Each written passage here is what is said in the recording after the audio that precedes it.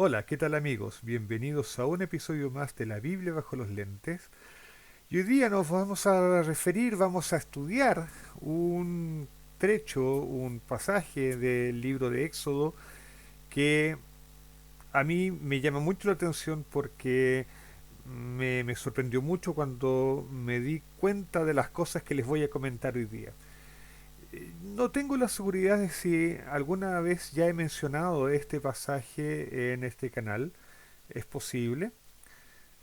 Pero sin duda va a ser bien, si es que ya he comentado acerca de él, va a ser bueno comentarlo de nuevo, ahora con un poquito más de profundidad. Me refiero al capítulo 19 del libro de Éxodo. Vamos a leer desde el versículo 1 hasta el versículo 9.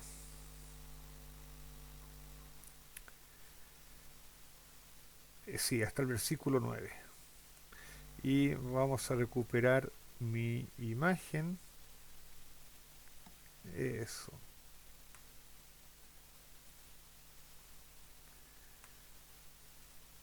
Ahí sí. Ok. Bien, entonces dice así el libro de Éxodo, el capítulo 19:1. En el mes tercero de la salida de los hijos de Israel de la tierra de Egipto, en el mismo día llegaron al desierto de Sinaí. Habían salido de Refidim y llegaron al desierto de Sinaí y acamparon en el desierto.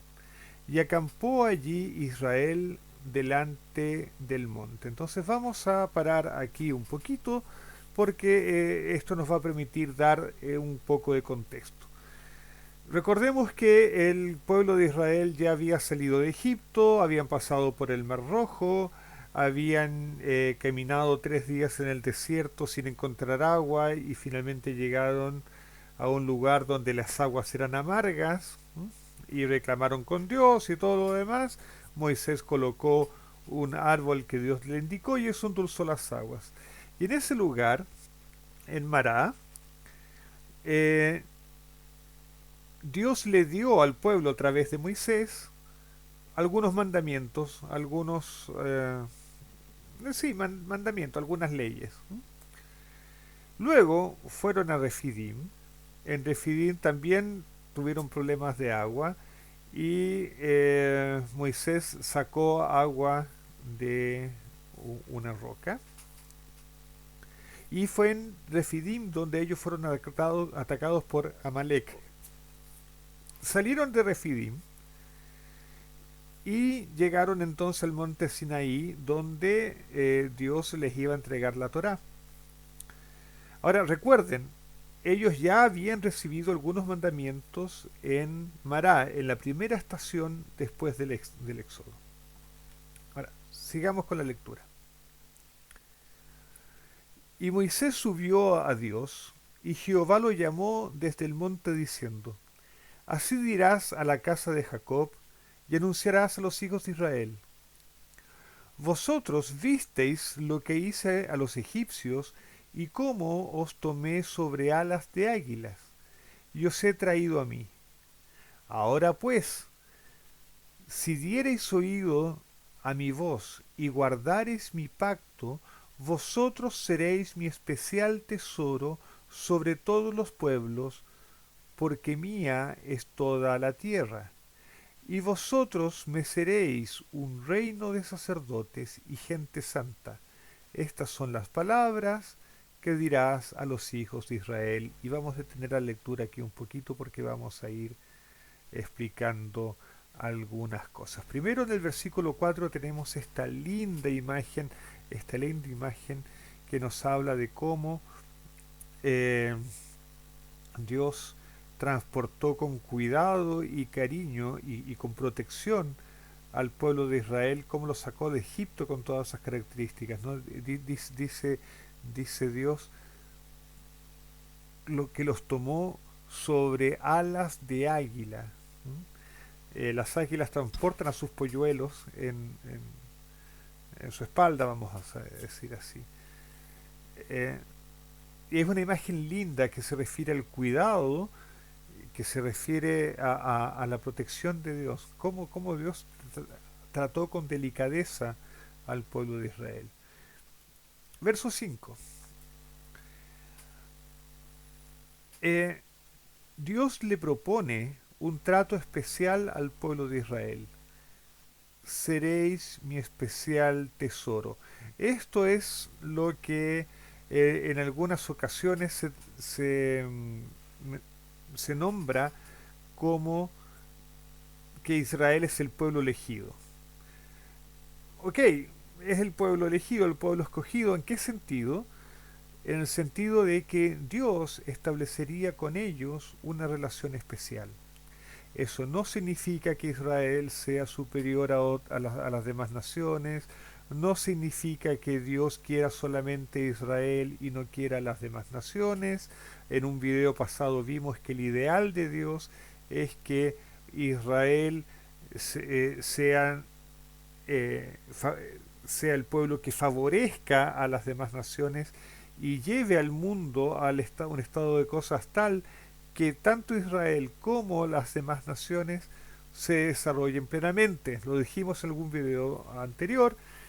Si quieren, y me lo pueden proponer en los comentarios, si es que me lo ponen en los comentarios, podemos hacer un video especial explicando qué significa en todos sus detalles ser un pueblo especial y todas las implicaciones de eso. Por el momento solamente diremos que lo que está proponiendo Dios es que Israel eh, tenga u- una relación especial con Dios, una relación que es por línea directa. ¿Mm? Habría una relación directa entre Dios e Israel y ciertamente eso significa ciertos cuidados y también significa responsabilidades. ¿Cuáles son las responsabilidades? Primero es que Israel debería guardar el pacto, lo que significa guardar una serie de leyes, 613 mandamientos, y versículo 6, deberían ser un reino de sacerdotes y gente santa. Es decir, Israel sería como el monasterio del mundo, digamos, sería gente santa, es decir, debería ser gente santa. Santo en el contexto bíblico no significa perfecto, no significa impecable, significa gente dedicada al servicio de Dios. Eso es lo que significa gente santa, gente dedicada al servicio de Dios. Y serían sacerdotes. La función principal de los sacerdotes, las funciones principales de los sacerdotes eran dos. Eran realizar los sacrificios, es decir, hacer la intermediación entre el mundo y Dios, y enseñar Torah. Una de las funciones principales de los sacerdotes era la enseñanza de Torah al pueblo. De esta manera, Israel debería ser el sacerdote del mundo, debería ser aquellos que trajeran el conocimiento de Dios al mundo y ese conocimiento de Dios debían divulgarlo, o sea, es decir, debían llevar a las demás naciones a, al conocimiento de Dios también. Ese es un resumen rápido de lo que significa ser especial tesoro. ¿Mm? Si quieren más detalles, pídanlo en los comentarios y haremos un video al respecto. Eh, Versículo 7 entonces. Entonces ¿qué está proponiendo aquí Dios en los versículos 5 y 6? Aquí Dios le está proponiendo al pueblo de Israel entrar en un pacto especial. Los está pidiendo en matrimonio, vamos a decir así. ¿Y cuál es el fundamento de ese pedido? El fundamento es: miren cómo yo los cuidé. Miren cómo yo he sido bueno con ustedes. Los saqué de Egipto, los traje aquí en alas de águila. ¿Mm? Entonces ahora yo quiero entrar con ustedes en una relación especial, un pacto, que ustedes van a tener que guardar, dice Dios. Pero el resultado es que van a ser mis sacerdotes y van a ser mi pueblo. Van a ser gente santa, gente dedicada para mí. Entonces vino Moisés y llamó a los ancianos del pueblo y expuso en presencia de ellos todas estas palabras que Jehová le había mandado. ¿Qué hace Moisés? Entonces, Moisés es el mensajero que trae esta propuesta de matrimonio de parte de Dios al pueblo de Israel. Y vean lo que responden los ancianos, los representantes, pero no solamente los representantes del pueblo, porque Moisés le entrega esta propuesta a los ancianos, pero vean lo que dice el versículo 8. Y todo el pueblo de Israel, no solamente los ancianos, todo el pueblo respondió a una, unidos, como una sola persona, ¿eh? Unidos en propósito, y dijeron, todo lo que Jehová ha dicho, haremos.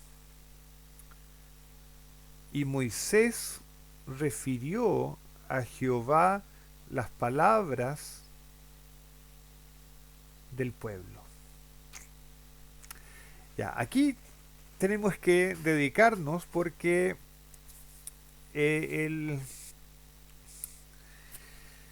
aquí hay sutilezas. Veamos. Recordemos qué está pasando. Dios sacó a Israel de Egipto. Los hizo pasar por el mar. Los llevó a este lugar que se llama Mará, donde las aguas eran amargas. Y ahí, a pesar de que de que Israel reclamó, Dios les dio mandamientos. ¿Se acuerdan? Se los dije. Les dio mandamientos. Pero Dios no le dio los mandamientos directamente al pueblo. Dios le dio los mandamientos a Moisés y Moisés se los transmitió al pueblo. Entonces, para el pueblo de Israel, ¿quién era el que le estaba dando estos mandamientos? Moisés. ¿Ok? Y ahora llegan a Sinai. Moisés va a hablar con Dios. Dios hace esta propuesta de matrimonio al pueblo de Israel, pero no se la dice él directamente, envía esta propuesta a través de Moisés. Entonces Moisés llega delante de los ancianos del pueblo y les dice, miren, Dios está proponiendo que ustedes sean el pueblo de Dios y para ser pueblo de Dios ustedes van a tener que cumplir estas leyes. Un ejemplo de esas leyes son las que recibieron ya en Mará, que yo se las transmití, y ahora yo le transmito estas leyes a ustedes, estas otras leyes, van a tener que cumplir leyes, y ustedes van a ser el pueblo de Dios, y por supuesto yo voy a ser el mensajero. Esto es como la declaración de nuestros amigos musulmanes, ¿no? que reconoce que existe un solo Dios, Alá, ¿no es cierto? Y ellos dicen que Mahoma es su profeta. Aquí lo que estaba en juego era más o menos lo mismo. Dios era el Dios de Israel, ¿no es cierto? El único Dios, y Moisés iba a ser el profeta, el que trae las leyes. Y el pueblo dijo, miren lo que dice el pueblo, pero qué sutileza hay en esto. Todo lo que Jehová ha dicho, haremos. Y aquí esta respuesta tiene dos lecturas. Y las dos son ciertas, pero las dos lecturas están entretejidas. Primera lectura es, sí aceptamos el pedido de casamiento, el pedido de matrimonio. Sí. El pueblo de Israel le dijo sí a Dios. Pero, fíjense cómo está formulada la respuesta.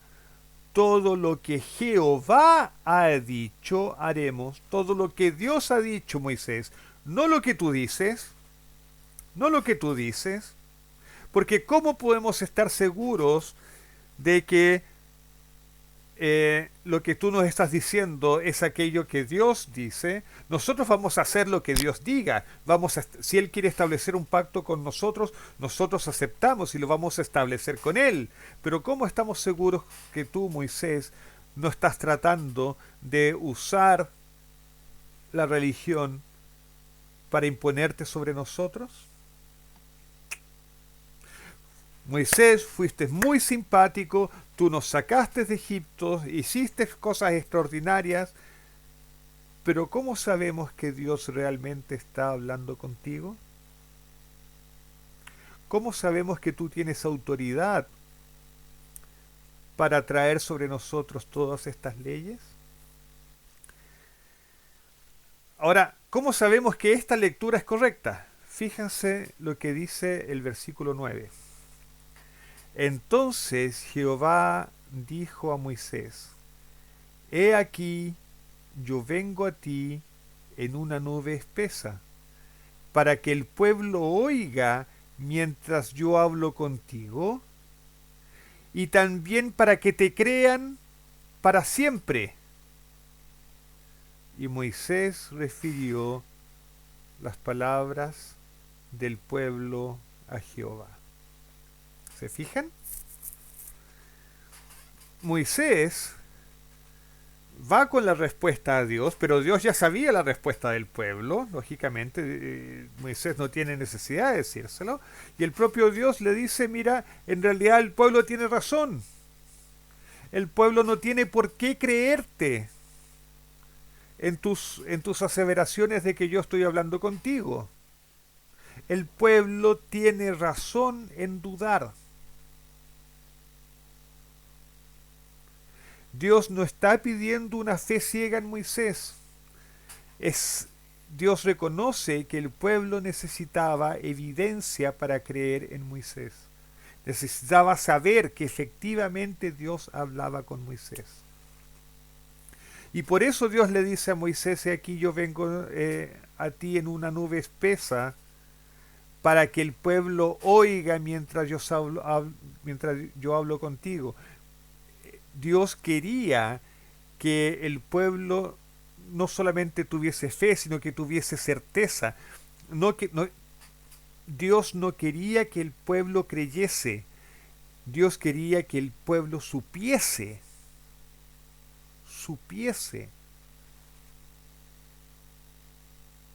Dios quería que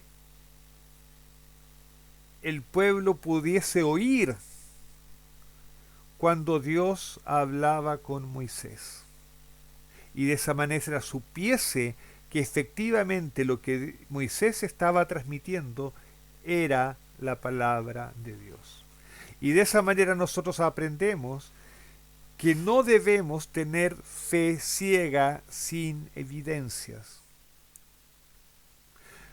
No es a cualquiera que dice que trae el mensaje de Dios que nosotros le vamos a creer. No es a cualquiera que dice algo en nombre de Dios que nosotros vamos a seguir. Necesitamos la evidencia, necesitamos la prueba. Evidentemente, ahora nosotros no vamos a pedir que Dios baje y escuchar su voz hablando con quien quiera que sea. Nosotros ahora tenemos la palabra de Dios, por ejemplo, la palabra escrita, tenemos la Biblia, y nosotros podemos juzgar a partir de ella, pero tenemos todo el derecho de dudar y exigir evidencias de lo que se dice. No le vayan a empezar a creer a un tipo que abre un canal de YouTube que se llama La Biblia bajo los lentes. Principalmente no le crean a él. Exijan evidencia escrita. Ok.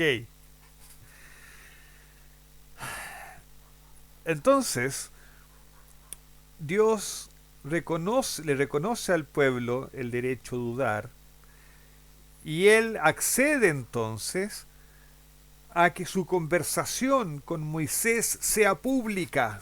transparencia, a pesar de que Dios viene en una nube espesa, hay transparencia porque todo el mundo escucha la voz de Dios hablando con Moisés. La conversación es pública. Y de esa forma entonces el pueblo cree en Moisés. De esa forma el pueblo cree en Moisés. Y de esa forma también el pueblo sabe que la profecía es verdadera y que los profetas que vengan después van a ser, deben ser escuchados siempre y cuando estén en consonancia con la revelación hecha a Moisés. ¿Ok? Bien. El capítulo entonces más adelante, en el versículo 19, dice, bueno, más adelante en los versículos siguientes ustedes pueden leer, Dios le da instrucciones a Moisés diciendo cómo el pueblo debe prepararse para esta manifestación de Dios y en el versículo 17 dice, y Moisés sacó del campamento al pueblo para recibir a Dios y se detuvieron al pie del monte. Todo el monte Sinaí humeaba porque Jehová había descendido sobre él en fuego, y el humo subía como el humo de un horno, y todo el monte se estremecía en gran manera. El sonido de la bocina, el sonido del shofar, iba aumentando en extremo. Moisés hablaba y Dios le respondía con voz tronante. Esta fue la conversación que fue pública y que validó a Moisés como el portavoz de Dios. Y con esto Moisés quedó validado para siempre. Y por eso, como aquí quedó claro de que Moisés no estaba actuando con ambiciones personales, no era que él estuviese actuando para tomar el poder y ahora tener el control sobre el pueblo, no era eso lo que estaba haciendo Moisés. Como eso quedó claro, también se explica por qué la rebelión de Coré, relatada ahí en el libro de Números, fue tan grave, porque realmente eh, Korah, Coré, trajo de nuevo al tapete, a la discusión, algo que Dios ya había zanjado, cuál era la posición de Moisés. Entonces, para terminar este video, para resumirlo, en estos versículos hemos aprendido dos cosas.